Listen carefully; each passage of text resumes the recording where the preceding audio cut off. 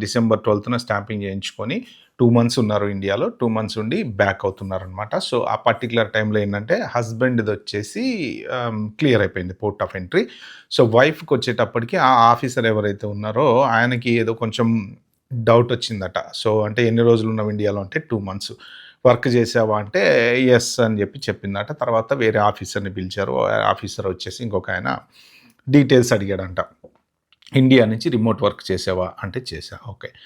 Next ఇంకొకటేంటి ఈ 2 months గూడా salary పడింది ఆమెకి బ్యాంక్ అకౌంట్‌లో.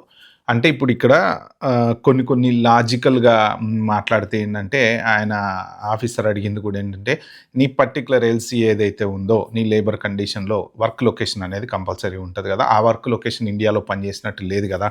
సో, మరి ఎలా చేసావు? ఇది ఇల్లీగల్ గదా! సో, రూల్ కాదు గదా!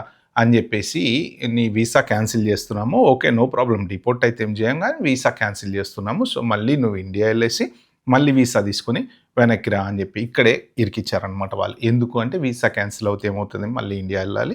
స్లాట్స్ లేవు. స్లాట్స్ ఎతుక్కోవాలి. మళ్ళా బుక్ చేసుకోవాలి. మళ్ళా దొరికినప్పుడు వెనక్కి రావాలి. ఈలోపు ఎంప్లాయర్ వెయిట్ జేస్తాడా మన కోసం అన్ని రోజులు. జాబ్ పోతది. సో, అది 2 నెలలకు రావచ్చు, 3 నెలలకు రావచ్చు, 6 నెలలకు రావచ్చు, 2 సంవత్సరాలకు కూడా రావచ్చు. సో, ఇక్కడేంటంటే ఇద్దరు హస్బెండ్‌ది క్లియర్ అయిపోయింది. వైఫ్‌ది క్లియర్ కాలేదు. సో, ఇది వర్ణనాతీతమైన బాధ అనమాట యాక్చువల్‌గా చెప్పాలంటే. ఎందుకంటే ఒక ఫ్యామిలీ ఒక లైఫ్‌ని సెట్ చేసుకున్న తర్వాత సడెన్‌గా అయితే ఇక్కడ సోషల్ మీడియాలో ఇంత ఇదిగా అవుతున్నా గానీ యాక్చువల్‌గా స్టాంపింగ్‌ల కోసం వెళ్ళిపోయి వచ్చేవాళ్ళు గానీ, ఎవరైనా సరే ఇప్పుడు ఇదివరకులాగా సింపుల్‌గా చూసి చూడనట్టు పంపించట్లేదు.